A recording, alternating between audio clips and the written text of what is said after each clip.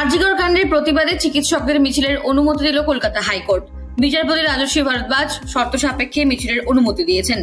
পাশাপাশি 144 ধারা জারি করা নিয়েও রাজ্য সরকারকে ভৎসনা করেন।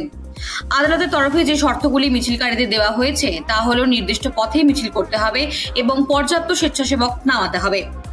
মহিলা চিকিৎসকের মৃত্যুর ঘটনায় প্রকৃত অপরাধীদের গ্রেপ্তার এবং কড়া শাস্তির দাবিতে মঙ্গলবার কলেজ স্কোয়ার থেকে রবীন্দ্র সদন পর্যন্ত মিছিলের ডাক দিয়েছেন জুনিয়র ডাক্তাররা।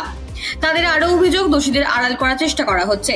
মোট 55টি সংগঠন ওই মিছিলে সামিল হবেন, কিন্তু মিছিলের অনুমতি নিয়ে জটিলতা তৈরি হয়েছিল। সম্প্রতি কলকাতা পুলিশ কমিশনার মনোজ ভার্মা একটি বিজ্ঞপ্তি জারি করেছেন। সেখানে বলা হয়েছিল 25 সেপ্টেম্বর থেকে 23 নভেম্বর পর্যন্ত কলকাতার কিছু অংশে জমায়েত করা যাবে না।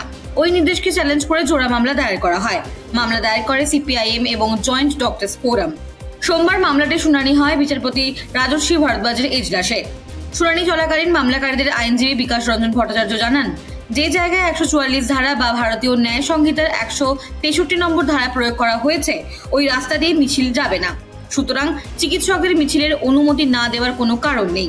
শুনানি চলাকালীন পুলিশের তরফে জানানো হয় 1000 লোক নিয়ে মিছিলের অনুমতি দেওয়া হোক, যদিও সেই বিষয়ে হাইকোর্ট এখনো কোনো মন্তব্য করেনি।